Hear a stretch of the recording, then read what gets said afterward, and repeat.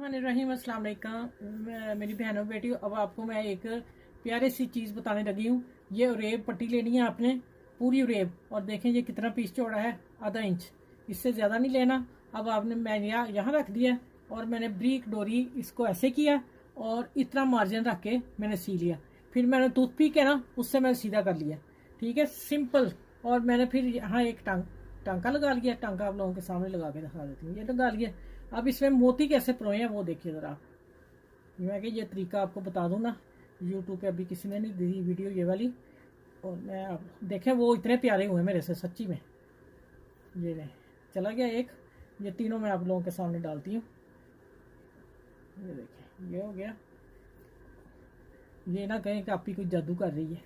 ये देखिए हो गया माशाल्लाह। चलें, ये आप नेक पे लगा सकते हैं। वो भी मैं बता देती हूँ अभी जल्दी से, वीडियो शॉर्ट है। देखें आपने यहाँ से कटिंग करनी है, जितनी जितनी आपकी डोरी आपने लूज बनानी है। ये लूज बनाने का, और यहाँ आप नेक पे भी लगा सकते हैं। ये देखें यहाँ आप, मैंने अभी डिज़ाइन एक बनाना है ट्राउज़र का, मैंने उसके लिए बनाए हैं। ये देखें आप इस तरह आस्तीन पे, दामन पे और नेक पे लगा सकते हैं। कैसी प्यारी वीडियो है। चलें इसको लाइक शेयर ज़रूर कीजिएगा।